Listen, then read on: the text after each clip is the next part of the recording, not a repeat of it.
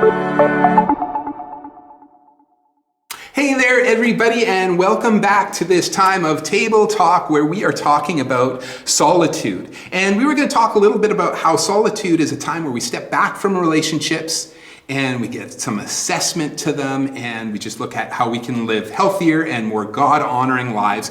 And we're going to talk about the relationship to ourselves, to others, and to God. And today we're starting with the person that you probably spend the most time with, and that is me, myself, and I. We're going to talk about having a better relationship with ourselves. That sounds really weird, doesn't it? But it's true. We spend a lot of time with us, so I think it's kind of important for us to kind of talk about this. And one of the things that I just kind of see in life is that we are often not the best at having a really positive relationship with ourselves. You know, we often describe this as when we have low self-esteem, and we're going to just kind of repackage that a little bit, talk a little bit about that, and just talk about some of the places where we might just need to tweak some of our thinking on that. Why do I feel it's important to have a good relationship with myself? Well, here's why.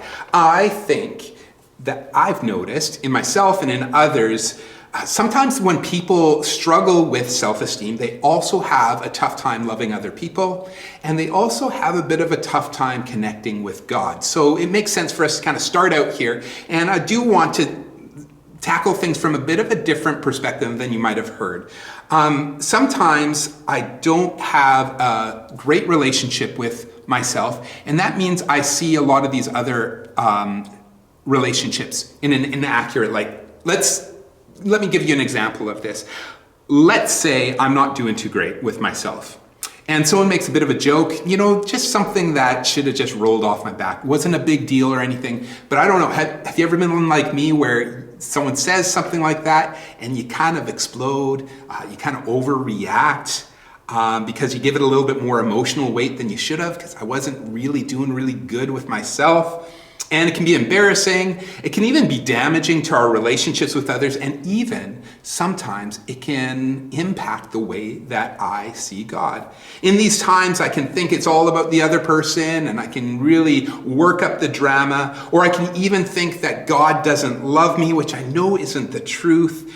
But the reality is I might just be missing some of the truth about me. And if I just took a little bit of time just to assess my relationship with myself and some of the healthy things that I can do to improve that, I could actually have a much healthier relationship with others and God. So let's talk a little bit about that. I'm going to give you some little clues as to how I like to focus on maintaining a healthy relationship with myself. But before I do, I want to clarify something.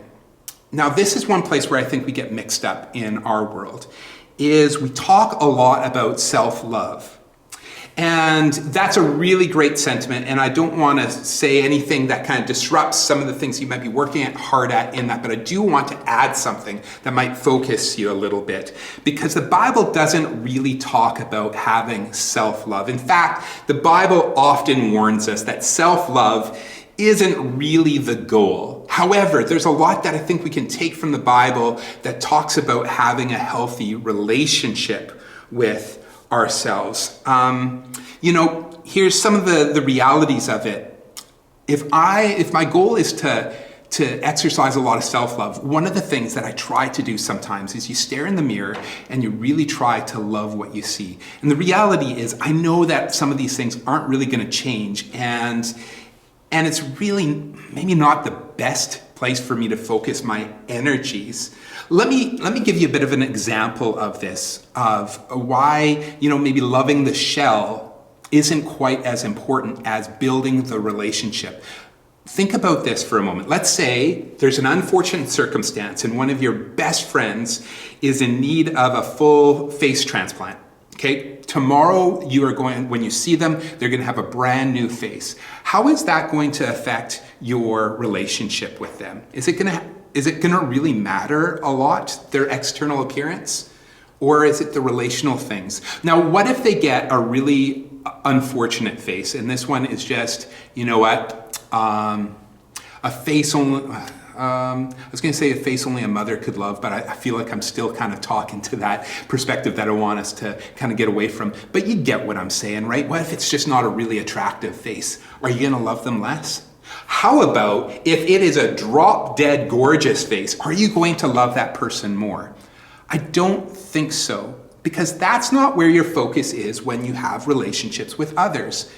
So why is it that we as humans spend so much time absorbed in some of these things that we can't change and really don't matter that much at all? What matters the most is the relational aspects. And so if you want to improve your self-esteem, perhaps what you really need to do is focus on some of the relational aspects. How do you relate better with yourself rather than spending a lot of time trying to love the shell that you might not be able to really change? I hope that makes sense to you. So let's just talk a little bit about some of the things that I like to use in my life to just kind of assess where I'm at in relationship to myself. I'm taking these things from that passage of scripture that I talked about yesterday, from Luke chapter 10, verse 27, where it talks about loving the Lord your God with all your heart, with all your soul, with all your mind, with all your strength, and love your neighbor as yourself. When I hear those four elements, strength, mind, heart, and soul, I kind of think of a picture. Actually, if there's like 4 tanks, if this makes up who I am, these are the 4 elements that in completion, then I'm a whole person. I'm going to start with those 4 building blocks. And if those 4 building blocks are present in my relationship with God and with others, they might be present in my relationship with myself as well. So let's start off with the most basic one. And we're going to talk about the physical aspects, or strength. Now, I think this is the one that we kind of learn earliest in our life, right? We learn how to recognize our physical needs. We communicate those things as well to, our parents. When we're hungry, we cry. When we dirtied a diaper, we cried. Anyway, so let's talk about this basic sort of relational sort of thing, this relating to ourselves on a physical element. A mark of a good relationship with myself is when I treat myself well physically. So I start to take inventory. If I want to kind of figure out where I'm at relating to myself, I'll take inventory of the things that I do in terms of treating myself well. Let me ask you this. Do you sleep well? Oh man, sometimes I have way more fun doing other things, and I kind of prioritize sleeping well just below some of the other fun things, and I usually pay for it. Do you eat well? Oh man, there again, I know that I have a much better relationship with myself when I'm eating well, eating healthy. I feel good. How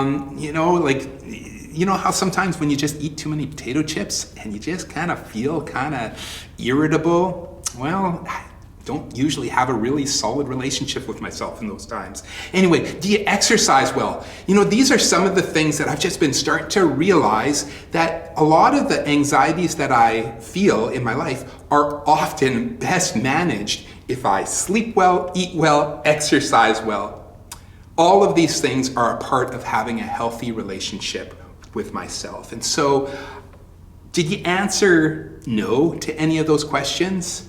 Is there something that you could do, something small that you could do to improve your relationship with yourself? If so, what do you think would change in your perspective if you were a little healthier in some of these ways that you treat yourself?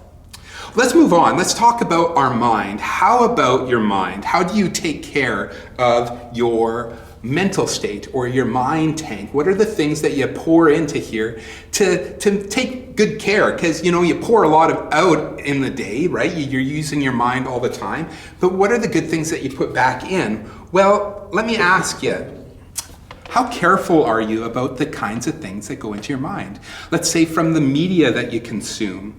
How does it cultivate positive or even negative thoughts about yourself, or perspectives that can change the way that you relate to yourself? Does the Bible shape your mind, or do other influences have a louder voice in your life? Another thing that you can focus on when you start to think about having a healthier relationship with yourself is think about what are the things that I do to feed something healthy into my mind. Let's think about the next picture here. And I like to think about this as my heart or my emotional picture.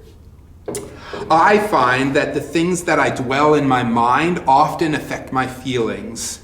And so how do your thoughts eventually affect your heart? I find that my heart is really sensitive. This is just one example. It was really sensitive to the kinds of music I listen to.